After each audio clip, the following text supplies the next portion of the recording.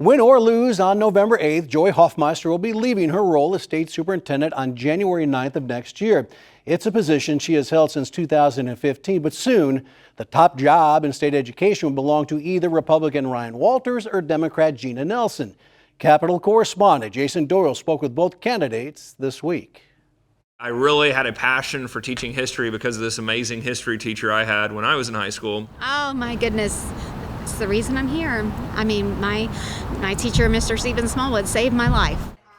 Both of the candidates for state superintendent might be diametrically opposed politically, but they do have things in common, like a life-changing teacher while they were in school, which influenced them to become educators.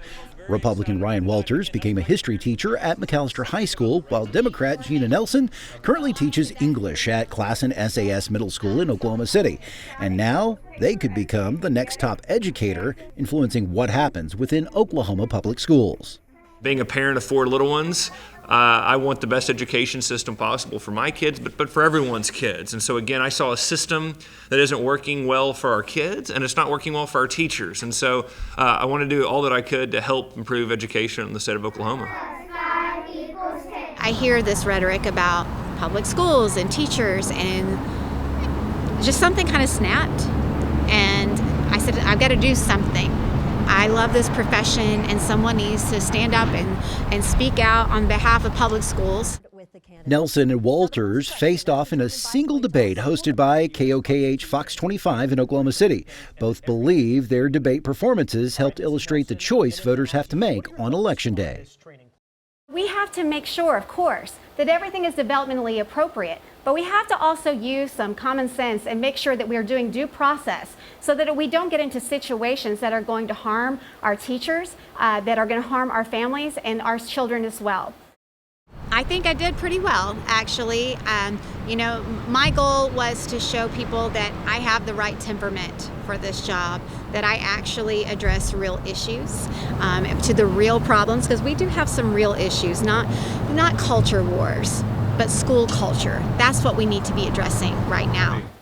Pornography should not be in our schools. You already heard my opponent, Gina Nelson, say that this is not an issue. That is, she is not concerned with pornography being made available to minors in our school system. This is against state law. I was able to speak directly to voters. I always love when I have the opportunity to talk directly to Oklahomans. And, I thought the contrast was clear.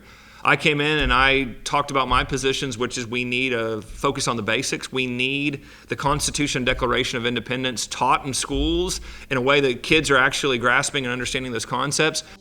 A major issue Oklahoma schools face is a shortage of teachers. According to the Oklahoma State School Boards Association, schools are dealing with more than 1,000 vacancies. Walters worked with Governor Stitt to develop a program to retain the best teachers Oklahoma has to offer. Governor Stitt and I advanced a bill that will give teachers a pathway to make 6 figures and stay in the classroom using existing funds. This isn't a Joy Hoffmeister plan where she says she's going to give everyone a $5,000 pay raise and has no idea on how to get there. Nelson believes the state should look at reasons why certified teachers are not returning to Oklahoma classrooms. The first thing that we have to address is teacher flight, because we don't have a shortage of educators. We have over 30,000 educators that have a certificate but are not coming back to our classrooms. A hot topic in this race is House Bill 1775, which limits how history can be taught so as not to make a student feel his or her race, gender, or ethnicity makes them feel guilty of race or gender bias. While the law does not mention critical race theory, that's what it's trying to prevent being taught. Walters says the law is working to root out teaching that's not part of the curriculum. I think HB 1775 is a great piece of legislation. We've seen it work in the way that the legislature intended. We are pushing indoctrination out of the classroom. What we saw was a bill that was very clear. It gave 8 criteria for what would be considered indoctrination in schools. These are some of the core tenets of critical race theory. Nelson says she believes in following the law, but there's room for improvement for House Bill 1775.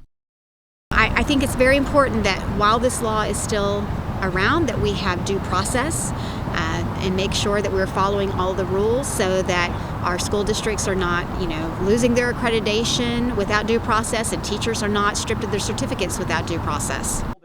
During the KOKH Fox 25 debate, both candidates were asked about Secretary Walters' desire to have history teachers take Patriot training from conservative religious college, Hillsdale College.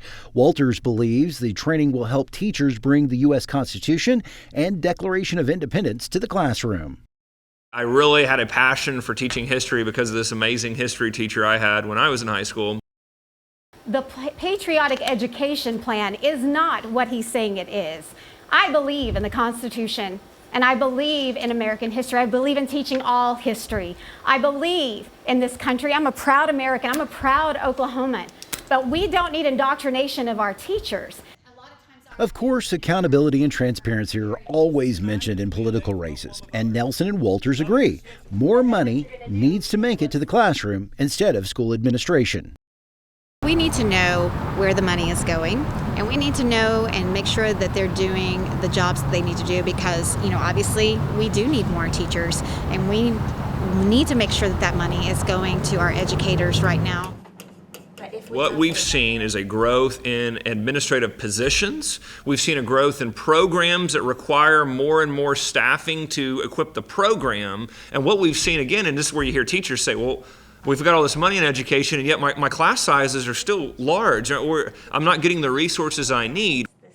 Two teachers, different views.